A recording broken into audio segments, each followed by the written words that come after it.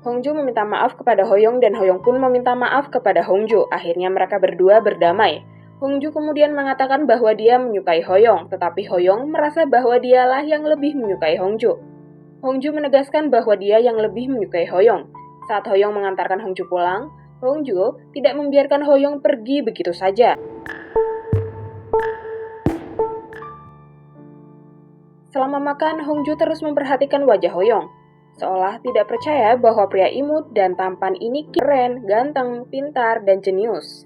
Lalu bertanya, mengapa Hoyong memilih untuk kembali ke Korea, meninggalkan Amerika demi dirinya, yang merasa tidak memiliki kelebihan apa-apa. Hoyong pun bercanda mengatakan bahwa dia juga punya kekurangan, seperti ketika dia memecahkan beberapa mangkuk di kedai sangpil. Hoyong lalu mengungkapkan bahwa nama Hongju setiap kali pulang kerja. Dalam momen yang tidak sengaja, mereka terjatuh dan akhirnya berdekatan, bahkan berpelukan. Hoyong kemudian bercerita tentang alasannya meninggalkan Korea secara tiba-tiba. Dulu, ibunya membawa Hoyong pindah ke Amerika karena kecewa dan bercerai dengan ayahnya. Begitu bencinya pada ayahnya, ibunya tidak ingin kembali ke Korea lagi. Keesokan paginya, Hoyong baru saja keluar dari tempat tinggal Hongju, dan hal itu dilihat oleh ibunya. Namun, ibunya tidak berkomentar apapun. Kebetulan, kantor Hongju berseberangan dengan perusahaan milik Ibu Hoyong. Dan saat itu, Hongju dikira sedang membuntuti Ibu Hoyong. Hongju langsung meminta maaf dan memanggil Ibu Hoyong dengan sebutan Ibu. Ibu Hoyong lalu bertanya, "Apa hak kamu untuk memanggilku Ibu?" Hongju menjawab bahwa mereka berdua sama-sama mencintai dan menyayangi Hoyong, sehingga dia merasa berhak untuk memanggil dengan lebih akrab. Hongju juga menyatakan bahwa dia tidak hanya ingin mencintai Hoyong, tetapi juga ibunya. Ibu Hoyong kemudian mengatakan bahwa dia harus segera kembali ke kantor pusat di Amerika, dan Paman Wook menyatakan bahwa dia akan menjaga Hoyong selama di Korea. Sementara itu, Heji dan Son justru menjadi lebih canggung di sekolah karena mereka sepakat untuk menyembunyikan hubungan mereka dari rekan-rekannya. Heji merasa kesepian, bahkan lebih daripada sebelum mereka jadian, dan ia pun mengungkapkan protesnya. Di sisi lain, Hoyong dan Hongju menjadi semakin dekat, menghabiskan malam bersama lebih sering. Hoyong sering menginap di tempat Hongju. Saat Hongju melihat Hoyong tidur, dia teringat kembali kenangan masa lalu mereka di SMA, terutama setelah insiden ketika Hoyong jatuh ke dalam lubang. Setelah itu, Hongju mulai sering memperhatikan Hoyong dan menjadi lebih akrab dengannya. Dia bahkan datang ke perpustakaan untuk menemui Hoyong dan memberikan komik yang mungkin disukai Hoyong. Hoyong berusaha diam-diam agar tidak ketahuan oleh beberapa teman yang sedang membicarakan Hongju. Pada akhirnya, mereka sering menghabiskan malam bersama, menikmati momen-momen indah karena sedang dilanda cinta. Salju pertama turun hari itu, dan tiba-tiba bel pintu berbunyi. Hongju awalnya mengira bahwa yang datang adalah Hoyong, namun ternyata yang muncul adalah ibunya Hoyong. Sang ibu tidak berlama-lama dan langsung menuju pokok pembicaraan, memberikan sebuah amplop kepada Hongju. Sementara itu, Hoyong baru saja keluar dan melihat koper ibunya sudah berada di ruang tamu. Ibunya memberitahukan bahwa mereka akan sarapan terakhir di Korea pada hari itu. Dia kemudian menjelaskan alasannya sebenarnya mengapa ia meninggalkan Korea dan memilih untuk menetap di Amerika. Ibunya mengatakan bahwa dia tidak hanya meninggalkan Korea untuk menjauhi ayah Hoyong, tetapi juga karena ia melihat potensi besar dalam diri Hoyong untuk memulai bisnis di Amerika. Sang ibu menegaskan bahwa dia tidak akan membiarkan putranya memilih jalan hidup yang bisa menghancurkan masa depannya. Sementara itu, Hongju berjalan di tengah salju yang turun dengan deras, merenungkan banyak hal. Dia baru saja membuka amplop yang diberikan oleh Ibu Hoyong dan menemukan kartu kredit di dalamnya yang bisa digunakan sesuka hati untuk persiapannya pergi ke Amerika bersama Hoyong.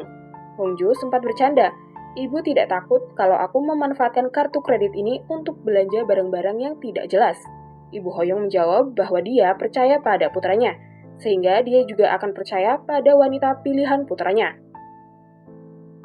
Hari itu, Hongju secara tidak sengaja bertemu dengan ayah Heji, yang juga mantan gurunya. Mereka akhirnya pergi berbelanja bersama, dan Hongju menggunakan kartu kredit dari Ibu Hoyong. Karena sudah dianggap seperti anak sendiri oleh ayah Heji, Hongju menceritakan bahwa ia sedang mempertimbangkan untuk pergi ke Amerika mengikuti seorang pria. Ayah Heji pun menanggapi dengan mengatakan bahwa dia akan mempercayai pilihan Hongju. Saat mengetahui bahwa pria yang dimaksud adalah Hoyong, Ayah Heji langsung marah. Itu murid kesayangan saya, bagaimana mungkin dia kembali ke Korea tanpa menemui saya, katanya. Sebelum pergi, Ibu Hoyong berpesan kepada Hoyong. Dia juga memberitahu bahwa ia telah berbicara dengan Hongju. Setelah ibunya pergi, Hoyong segera berlari ke tempat tinggal Hongju. Namun, tidak ada jawaban sama sekali. Dia menjadi sangat cemas dan mencari Hongju ke mana-mana. Malam hari, apakah akan pergi ke Amerika atau tetap di Korea? Hoyong yang khawatir bahwa ibunya telah meminta Hongju untuk mengakhiri hubungan mereka, melihat lampu di rumah Hongju berkedip-kedip. Akhirnya, dia memutuskan untuk tidak menemui Hongju malam itu. Di sekolah, Heji melihat Son dan ingin menyapanya, tetapi dia ingat bahwa hubungan mereka masih dirahasiakan. Karena kesal, dia buru-buru berjalan pergi, namun sayangnya sepatunya tersangkut. Melihat kejadian itu, Ayah Heji berkata, "Lihat itu, dia masih saja ceroboh. Siapa yang mau menikahinya kalau begitu?" Mendengar perkataan itu, Son langsung mendekati Heji, membantunya dan bahkan memakaikan sepatu ke kakinya. Saat itu, Son langsung berkata kepada Ayah Heji, "Ayah, aku akan menikahi putrimu." Dengan mudahnya, Ayah Heiji menjawab, "Lanjutkan menantuku." Di restoran Sangpil, Paman Wook datang dan melihat Manda sedang makan sendirian. Dia memberi kode kepada Sangpil, dan Sangpil langsung paham. Sangpil dengan cepat menaruh tanda bahwa meja yang kosong sudah dipesan oleh seseorang, sehingga Paman Wook harus duduk bersama Manda. Awalnya, Manda menolak untuk makan bersama Paman Wook, tetapi Paman Wook memohon agar dia mau menemaninya makan pada hari itu. Akhirnya Manda luluh dan setuju untuk makan bersama. Sangpil menawarkan satu menu spesial yang katanya gratis, karena mereka berdua adalah pelanggan tetap. Tentu saja, ini adalah trik Sangpil agar Paman Wook bisa lebih lama mengobrol dengan Manda. Sementara itu, Hongju dan Hoyong berjalan-jalan mengelilingi sekolah mereka dulu, meskipun udara sangat dingin karena salju baru saja turun. Hoyong mengatakan bahwa dia harus kembali ke Amerika untuk menyelesaikan urusan bisnis keluarga. Hoyong, yang saat itu tidak tahu bahwa Hongju sudah diberikan kartu kredit oleh ibunya untuk mengurus keberangkatannya, meminta Hongju untuk ikut bersamanya ke Amerika. Hongju tidak langsung menjawab, melainkan menangis, dan mengatakan bahwa dia tidak bisa meninggalkan Korea. Hoyong akhirnya berkata, "Aku mengerti bahwa semua impian dan cita-citamu ada di Korea. Jadi aku paham kalau kamu tidak bisa meninggalkan Korea begitu saja. Aku terima keputusanmu. Dan aku akan pergi ke Amerika. Setelah menyelesaikan urusan bisnis di sana, aku akan kembali ke Korea secepat mungkin." Hari itu, Hoyong juga menepati janjinya untuk datang ke kedai tteokbokki yang mereka kunjungi saat SMA. Akhirnya, ibu kedai percaya bahwa Hoyong memang berpacaran dengan Hongju.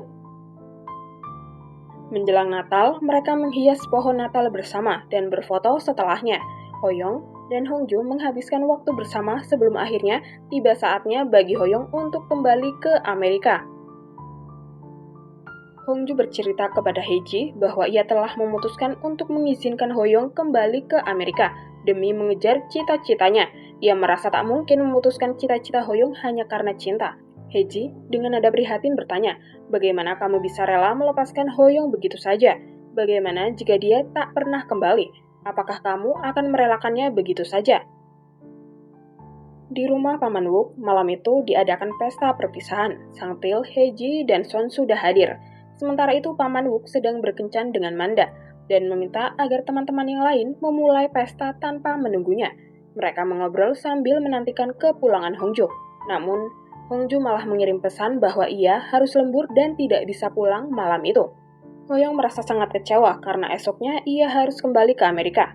Ia mencoba menghubungi Hongju berkali-kali, namun panggilannya tidak dijawab karena Hongju benar-benar sibuk menyelesaikan tugasnya membuat animasi. Son mencoba menghibur Hoyong sambil bercanda bahwa Hoyong seharusnya berterima kasih padanya karena pertemuan pertama mereka terjadi di kafe yang dipilih oleh Son untuk bertemu Hongju. Malam pun berlalu dan Hongju tidak juga muncul. Bahkan hingga pagi harinya Hongju tidak sempat mengantar Hoyong pergi. Di sisi lain, Junho berusaha melupakan Hongju, sementara Ayah Heiji masih marah kepada Hoyong karena ia kembali ke Amerika tanpa menemui dirinya. Junho yang saat itu sedang mengisi materi tentang kepenulisannya di sekolah, bercerita bahwa ia akan menulis sebuah kisah cinta yang tak berakhir bahagia, sebuah cerita yang penuh kesedihan. Sementara itu di bandara, Hoyong merasa galau karena harus pergi tanpa mengucapkan selamat tinggal kepada Hongju. Tiba-tiba, Hongju muncul, sudah siap untuk terbang bersama Hoyong ke Amerika. Mereka berdua langsung berpelukan, dan Hoyong bertanya dengan terkejut, "Kok bisa?" Namun Hongju menjawab sambil tersenyum, "Itu cuma kebetulan. Kebetulan aku ingin liburan, dan kebetulan tujuanku juga ke Amerika." Hongju berbohong, padahal semuanya sudah direncanakan.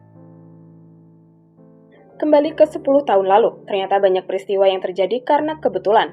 Mulai dari saat Hoyong yang secara kebetulan memberikan minum kepada Hongju ketika sakit di UKS. Bahkan saat Hoyong memenangkan Olimpiade dan Hongju kebetulan melintas karena dikejar oleh Heji. Yang paling tak disangka adalah sebelum mereka saling mengenal, Hongju pernah diselamatkan oleh Hoyong dari pengendara sepeda, hingga kaki Hoyong harus tergilas dan digips. Namun, mereka sama-sama tidak ingat satu sama lain. Dalam hidup berapa banyak kebetulan yang akan kita hadapi.